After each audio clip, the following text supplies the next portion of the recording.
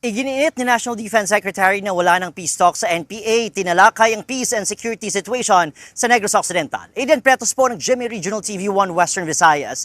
Nakipagpulong si National Defense Secretary Gilberto Teodoro kay Negros Occidental Governor Eugenio Jose Lacson sa Bacolod City ngayong araw upang talakayin ang peace and security situation sa lalawigan. Partikular, ang mga nagdaang armadong enkwentro laban sa mga pinaniniwalaang miyembro ng New People's Army.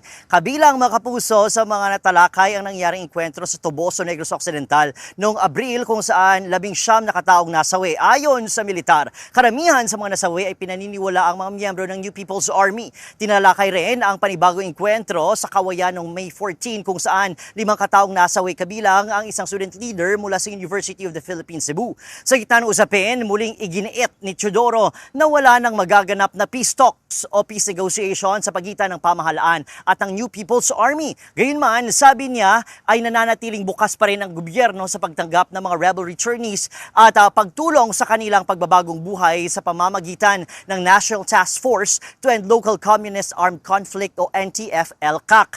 Pinanindigan din ni Teodoro ang posisyon ng pamahalaan ng mga nasawi sa mga enkwentro sa Toboso at Kawayan ay pawang mga miyembro ng armadong rebelde. Samantala, hindi rin sang-ayon ng kalihim sa mungkahing i-defund ang University of the Philippines. Sa halip, sinabi niyang mas mahalagang tutukan ang academic at laboratory activities ng mga estudyante habang mas pinapalakas ang pagbabantay laban sa umano'y impluwensya ng mga rebelding grupo sa mga estudyante. Matapos ang pulong ay inaasahang bibisita si Teodoro sa kampo ng 79th IB at 15th IB. Hindi naman pinahintulutan ng GMA News na makapasok sa ginawang executive session kasama ang gobernador ng probinsya. At yan munang latest mula rito sa Bacolod City at Negros Occidental. Aiden Pretos, GMA News.